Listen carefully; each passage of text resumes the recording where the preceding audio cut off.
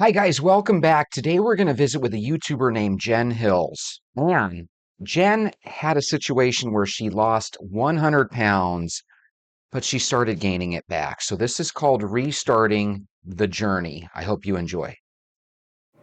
Hi, my name is Jen, and I'm on a journey to lose some weight. Welcome back. I don't know if you're new here or you're returning. I've been gone for a long time, and a lot has happened in the years since I last posted on this YouTube channel. But essentially, I'm back because I'm starting a journey again. If you have followed my YouTube channel, you saw me lose almost 100 pounds through diet and exercise. And I got so close to 100 pounds, so close to losing 100 pounds, and then it imploded. And I stopped watching what I ate more than my body needed, and I've gained almost all the way back. I don't know how much, I think 40 pounds, but I am back to almost where I started. So here I am, and trying this again because it's a journey, right? I'm not giving up, even though I failed again, and I'm trying not to be so hard on myself with the feeling of failure, but I did. I think the hardest part is not losing weight, it's gaining the weight back. And this is the cycle I have been on my whole life. And this is the epidemic of obesity. And that's the reality of it, is that those of us who struggle with obesity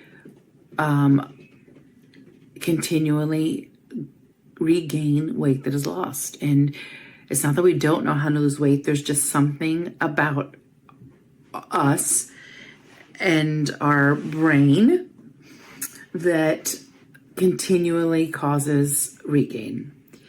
And in the time that I've been gone, it hasn't all been about weight. I did go back to school and I got my graduate's degree. I graduated in May with my master's, with my graduate degree. And so that's a great accomplishment. I'm very proud of myself for that. But now that that has happened, and I'm feeling very bad in my body, all the things that I was able to do once I lost almost 100 pounds, I'm not able to do those anymore. I'm suffering with joint pain. I'm suffering with bursitis in my Achilles. I've almost had that for a year, and nothing I do will get rid of it. I've been to the doctor, everything. So first off, congratulations, Jen, on getting your graduate degree. That's obviously nice. Another thing that's interesting is you have lost 100 pounds before. I think there's some positive stuff we can take from that. But here's my question to everybody watching. Is Jen right? Are people that struggle with weight destined to just regain weight that they've lost? I'm one of these people that think if we can somehow get you to the point where you have a daily walk every day, then maybe this regain situation can be avoided. But there are some people that disagree with me. If you are one of them, please let us know down below. And I am just, I want to say disgusted is the word that comes to mind. I'm tired, and I'm so disappointed in myself that I'm here again. After everything that I did, how hard I worked, all the promises I made to myself, all the commitments I made, and I didn't stick around. I went back to overeating. And, no matter what you want to say about anything, the bottom line is that I ate more than my body needed. And here I am, right around 300 pounds. So I was all summer, I was thinking about what am I going to do? Here I am again. I've gained all this weight back. Where am I going to go? What am I going to do? I even thought about weight loss surgery, having a weight loss revision. If you follow my channel, go back and look. And I think there's some videos in there where I talk about my weight loss journey. I consider weight loss surgery But instead, I decided to try something different. I am going to try a GLP medication. I am beginning again, and I'm going to document it. Maybe I might help somebody, but I also know that I'll help myself, because it has been very cathartic for me to go back and watch old videos, if anything, to see how much energy I had and how I felt and how I looked. I won't lie. I mean, how I looked when I had lost weight. So, nothing fits me in my closet. I got rid of all my larger clothes, and I've had to rebuy some because I literally could wear nothing in my closet this spring. I have a closet full of clothes that are 4 sizes smaller than what I am now. I don't feel good in my body. I want to conquer this. I don't want to live my life as an obese person. I want to be able to live and move and experience life. And right now, my life is very limited because of my obesity. So I decided to begin a GLP-1 medication. I'm using Wegovy. Thankfully, I have insurance that's covering it. And so I'm beginning this journey again, and I'm hoping that this is going to be the time that I learn to conquer this disease, obesity. And I've spoken to so many people who share the same experience I have, that we know what we should do, we want to do what we should do, and yet we continue to do the things that don't work, or the things that won't help us, that won't serve us.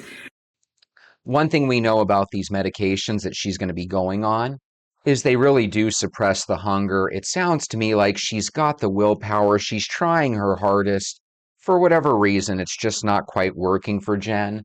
So in this situation, I don't really have a problem if she wants to try the medication. I do think, however, that she's going to have to walk. So Jen, if you're watching this, walk with us, become a venter. So much of dealing with obesity is mental work. I physically can do the work that's required, but it's my brain that always fails me. It's my thinking. It's my thinking with food, my thinking with overeating, overindulging, binging, whatever you want to call it. Mine essentially is just eating more than I need. It can be larger portions. It can be sometimes eating like a whole bag of chips, eating Starbucks repeatedly, like maybe 2 a day. I mean, I'm not going to go into that. If you've dealt with obesity, you know what that looks like, right? So here I am. Today is Sunday. On Tuesday, I took my first injection. So I'm almost 1 week in with my GLP-1 medication, Wegovy. And I have to say, that stuff worked immediately. It immediately I took it in the morning, so I'm never hungry in the morning, generally speaking, but I had no hunger the whole day. I had no desire to eat. It takes away the compulsion to eat, and it takes away the desire to eat. For me, this is how I experienced it. I don't know, and I am under doctor's care. I have to see my doctor every 4 weeks. I think that's the first place for you to start if this is something you're interested in. But I've had little to no side effects. I had a little nausea, and I think the nausea was because I wasn't eating. I'd get the nausea like around 10:30, but I hadn't eaten all morning because I wasn't hungry. And it's very, very strange for me to have to force myself to eat. Okay, we're going to stop it there because I don't want to ruin the rest of Jen's video. I urge you to check out her channel. I'm going to link it in our description. You know, sometimes you're going to throw your hands up in the air, not because you're giving up, but because you want to try something new that works. In the case of Wegovy, we know that it does work. It will help you curb those cravings.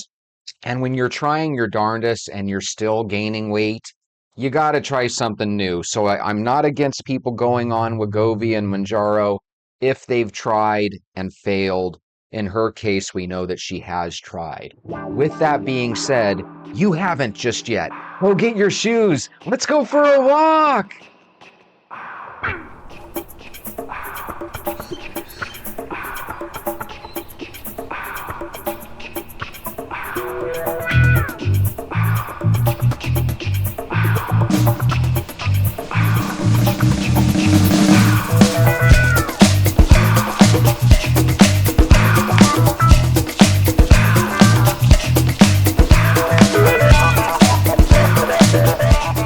morning, venters. We have definitely felt something today that we haven't felt previous mornings.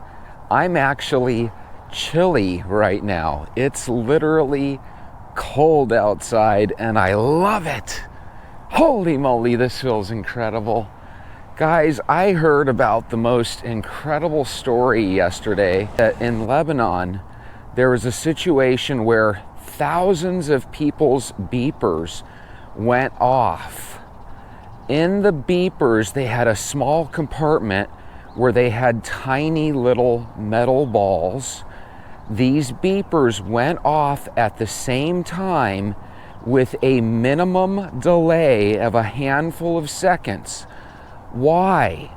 These handful of seconds were designed so that when the beeper went off, people could have time to grab it out of their pocket and put it up by their face.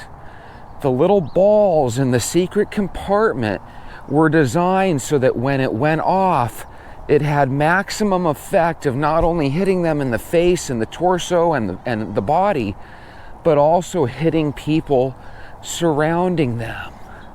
So what happened is they end up getting like 8 to 10 people that actually perished from the explosion. But then they also had, get this, around 2,800 casualties. So in other words, almost 3,000 people that were just in the vicinity of the handful of people that perished, right? Because one of their leaders had told everybody, hey, these cell phones are being tracked, they're being hacked into by the Israelis. What we need to do is we need to move to these beepers, right? So they actually moved to the pagers and beepers because they didn't want something like this to happen. And the whole idea that the Israelis, I don't know if it was through Mossad or what, but the whole idea, God, I don't even want to go in this big patch of beautiful shade. Let me get over here in the sun. It is nippy this morning. Holy moly. I found it really interesting because, number one, every one of us owns cell phones. A couple years back, the US fought so that we would not have access to Chinese phones from this company called Huawei. Are you guys familiar with this story where a couple years back, China was coming out with these phones, passing it all around the world, and the US basically said, no, there's no such thing as a Chinese company that's not affiliated with, the CCP, the Chinese Communist Party. It's all one and the same. So in other words, you're buying a phone from basically a military company kind of, right? Or military. And so there are no Huawei phones here in the US, at least none that I know of. And I used to think, well, God, that seems kind of monopolistic or, a little pro-American, what's going on there? But then you hear a story like this and it's like, you know what? There are people out there that could literally make your battery overheat and explode. I never ever thought of that when it came to like warfare. You think cyber warfare, you're thinking somebody turning off the utilities in the neighborhood. You hear about this Internet of Things. Could you imagine using your microwave one day and it explodes on you? Could you imagine picking up your phone because somebody is making your phone ring and then all of a sudden it just booms in your face? Well, the reality is, if there's a chance for those things to happen, then I don't necessarily want any other country dealing with components that are on the inside of our phones. That is a scary situation. I mean, literally, as I'm speaking to you, my cell phone is in my pocket. I'm sure half of you guys have your cell phone right there up by your face as we speak. Can you imagine if a country like Israel or like Lebanon or a place like China, could you imagine if they could make that battery overheat? And you might be thinking, well, I don't really keep it up by my face too often, I'm good. But at the same time, even if it's in your house and you're 1.5 miles away from your phone, if they can make the battery overheat at any given time, they could burn down your house from the next country over. That's really crazy warfare. What about all the people that have pacemakers in their heart? Wouldn't it be crazy if there was a way for people to tap into that battery, make it overheat while it's inside your body? That is freaky. So they have all these Hezbollah soldiers and part of this organization, right? They've all got these beepers. Some way, somehow, Israel got them all to ping at the same time. And then, like I said, the genius wasn't in the ping. The genius was in the 5 or 10 second delay. So it gave people time to pull it out of their pockets and get it up by their chest and face. And if you didn't get it out of your pocket, guess what was going to happen to your genital region? I mean, this is crazy. But there is going to be some moment in the future where revenge happens. This really changes things for the future. We always thought that the worst thing they could do is shut off the internet, right? And make it where our phones and everything doesn't work. But now to know that they could make it where the phone itself could, hurt you, that just seems freaky. I guess the freakiest thing I heard is that this isn't a new phenomenon, even though I had never thought of it. This has been in the works for decades. People have had the ability to make phones and stuff blow up for a long time. I had no idea. It kind of makes you wonder. Now, I want you guys to think about this. They're setting us up in a future where if we're in trouble, our car could, in theory, lock the doors on us and drive us right to the courtroom, right? If we're not paying for our car bill, in theory, the car could turn on without us and drive to the repo building, right? Or drive to the car lot that it was purchased on. We have a situation where if all of our money is digital and you have a bill or something, they don't even need to ask your permission. You owe the money. They can literally just take it from you, right? And now we have a situation where our very phones and everything that we're becoming addicted to can become an instant way that anybody from around the world could pull the plug on you. That sounds to me like a scary future. A future where anybody at any time can be taken out. And what if you're somebody like Putin? Putin right now smiles on the world stage because he knows that he knows that he holds a lot of cards. We can say till we're blue in the face, oh my God, Putin and the Russians, they sure are losing a lot of men. Are they going to be able to keep this up forever, right? But the reality is, it sounds like we could, if we really wanted to. We could just have Putin's phone blow up on him. Could you imagine if Putin all of a sudden disappeared and it was because his cell phone exploded? That is crazy. If I were Putin, I would be paranoid as all heck.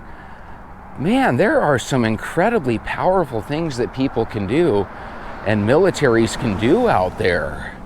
Think about the coordination, guys, that goes into something like this. You have to literally figure out who's going to be making these beepers for Hezbollah. You have to be able to get in before they're sent to these people.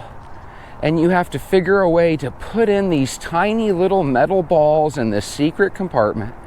You have to find a way to hack the information so that it can overheat the lithium battery, causing this explosion.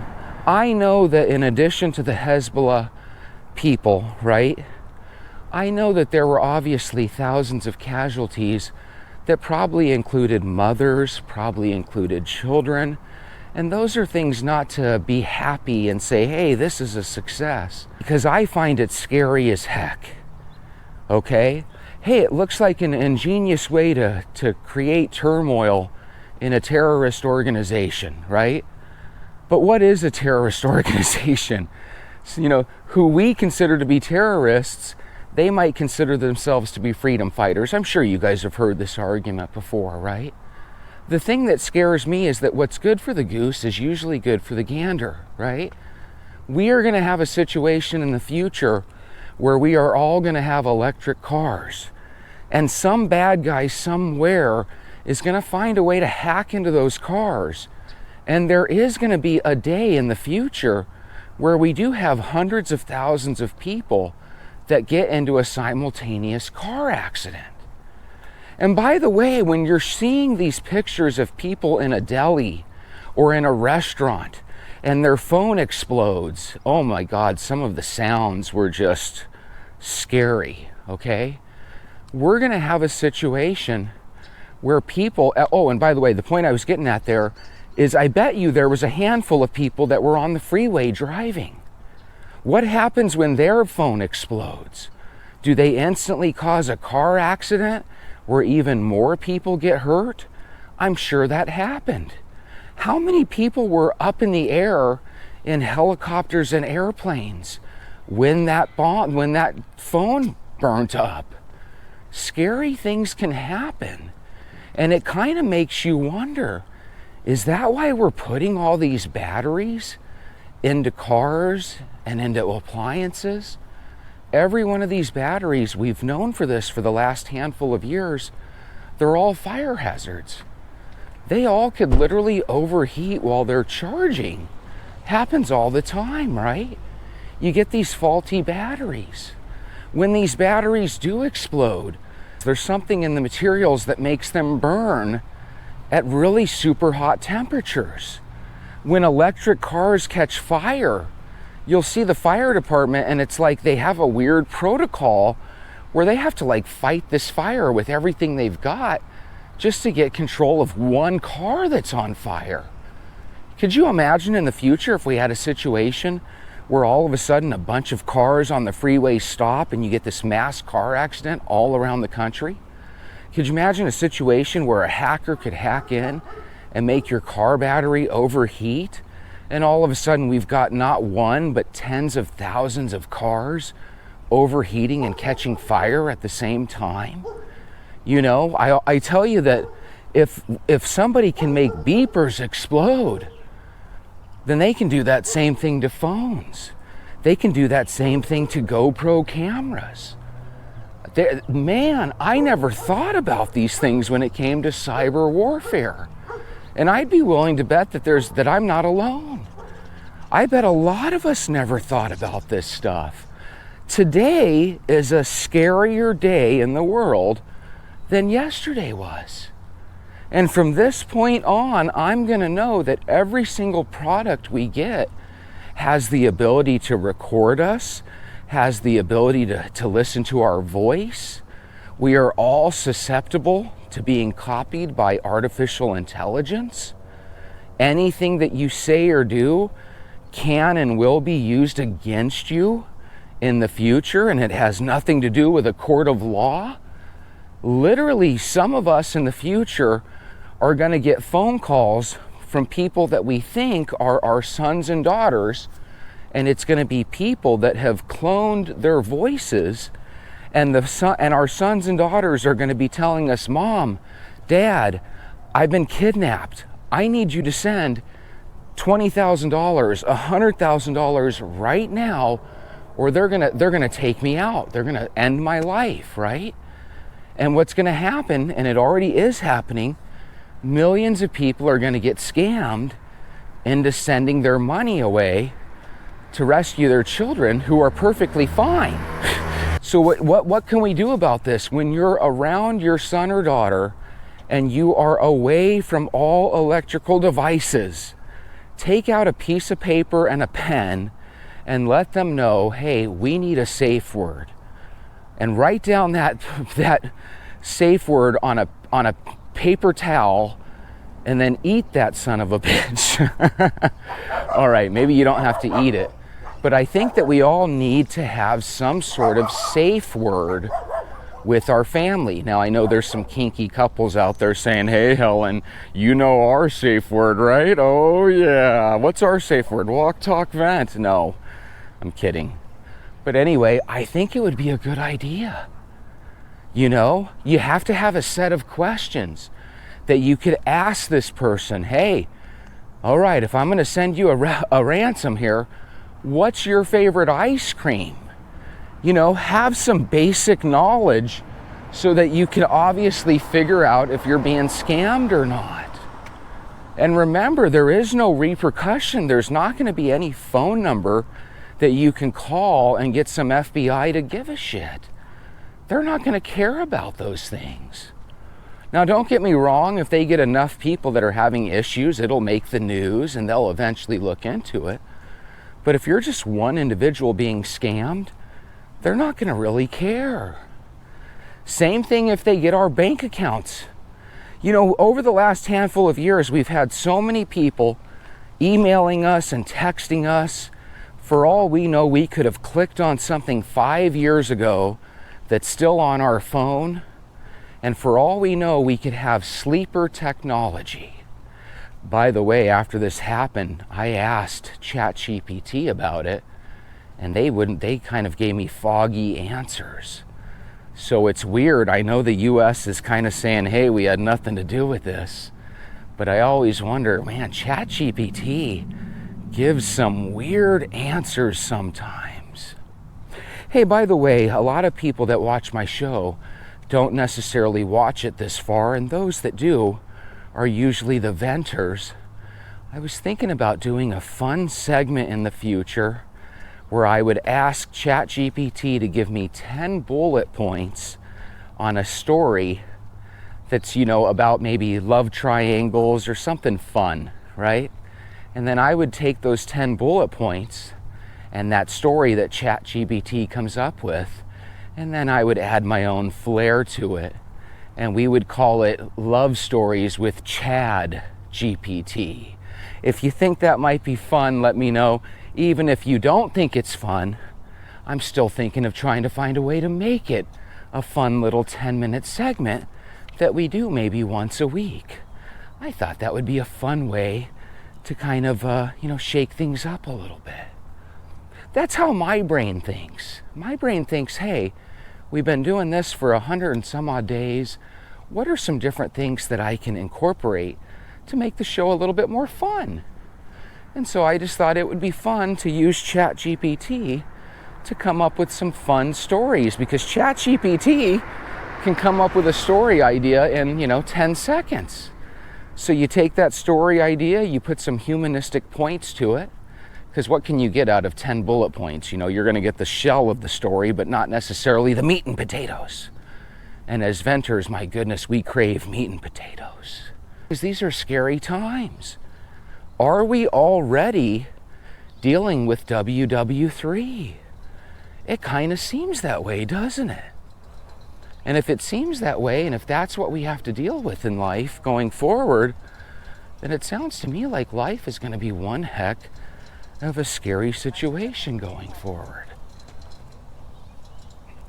I see a lot of dogs taking out their owners for walks, and I see owners taking out their dogs for walks. Guys, I'm convinced that getting a puppy is a good thing. I believe you can train these dogs to walk without stopping every 5 feet, right? Maybe have 2 laps, one where you let the dog sniff every darn thing he wants to sniff, and then maybe another lap where it's your lap, where you don't stop at all, and hopefully the dog walks with you the whole way. But let's be honest, animals, they can improve our health and save our lives. If you're alone, if you're trying to cope with isolation, right? Because sometimes we find ourselves isolated as we get older. I don't think it would be a bad idea for you to get a dog at all. Go get a little puppy. See if you can have fun and train this little puppy. How many people in life go through life and they have this dog that could be the smartest dog in the world, but they never try to teach the dog any tricks. I never tried teaching the dog anything other than going outside when it needs to go to the bathroom, right?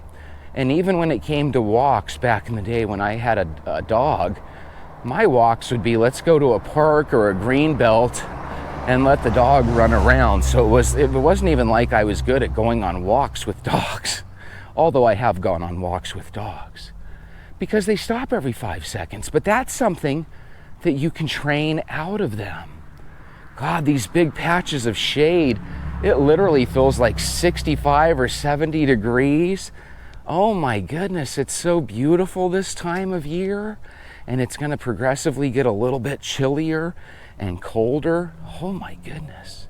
Hey, on another note, because, get a dog if you want a dog, but on another note, it looks to me like Diddy, his days of freedom, golly, they might be over. I don't know if you guys heard, but I guess he turned himself in. They consider him to be a flight risk, so he's pretty much stuck in jail right now. And I don't know if you guys would agree or not, but when you're used to living like a king, and all of a sudden you're living like a pauper, or even worse than a pauper, you're living like a prisoner, I would imagine that can be really, really depressing. So does Sean Combs deserve a little bit of melancholy and a little bit of depression? Probably. There's a lot of people that would say, suffer, Sean, suffer. And I'm telling you, it's all relative. He must be suffering. I think the average person would go into jail and say, this totally sucks. But in his case, it's got to suck 10 times more. He's used to having concubines treat him like a king. He's used to having people protect him at all times. I would imagine in jail you need 24-hour protection. There's probably a lot of people that want to make themselves famous by taking out Sean Combs. That's a crazy situation. Just like the guy that took out Jeffrey Dahmer. That guy, I don't know his name, but he's kind of a well-known person now that, hey, he's the guy that took out Jeffrey Dahmer, the infamous Jeffrey Dahmer. And when you do horrible, heinous things, and in his case, it sounds like he thought he was bulletproof and nothing was ever going to happen to him. Man, by the way, we used to talk a lot about Dale and Karen. A lot of us have Dale and Karens in our life. But Jetchy, who's Dale and Karen? We haven't talked about them for a while. Guys, when you go to work, the antagonist at your work, that supervisor you can't stand, that's Dale and Karen. Sometimes these people legitimately do horrible things. Sometimes it catches up to them. Now with Dale and Karen, we're hoping they're not like P. Diddy. But with P. Diddy, he's done some bad things to people. He got to the point where he thought he had a blank check to do whatever he wanted, whenever he wanted, to whomever he wanted. But you slowly but surely come to realize, hey, the game's over. It's time to pay the pauper, right? The Pied Piper. Look at this house here. I've never seen a for sale sign, but you see that coming soon? It's going to be going up for sale. There's a lot of houses every year. They recycle. The neighborhoods get recycled in this country. People that were your neighbors one decade are completely replaced by brand new neighbors the following decade. So you have a situation like me where lived here all my life. At one point, every single one of my friends lived in these neighborhoods. After about 5 or 6 years after high school and stuff, most of those people went on and moved to their own lives at different parts of the country. A handful of people stuck around, right? To the point where now I think I'm the only hombre left. And that might be the same with you. There's a couple of you that might be taking over the family house and you're in the old neighborhood you grew up in. It's a rarity, but if you're in my same spot, let me know. One of my favorite authors was Jules Verne, and he used to have a lot of characters that would kind of, they received a home from a family member, like an inheritance, and then they would decide to take that inheritance and that money and they would go on an adventure, 80 days around the world or journey to the center of the earth, right? It always involves some eccentric millionaire that was an inheritor of a lot of money or something, right? And now I'm that guy. I didn't inherit a lot of money, but I inherited a house that's been in the family for 60 years. And who knows, maybe one day I'll make it to 100 and I'll be able to drop this house off and it'll be 100 years old. That's incredible. Anyway, I want to wish you guys a beautiful, wonderful day, and we'll talk more tomorrow. Bye.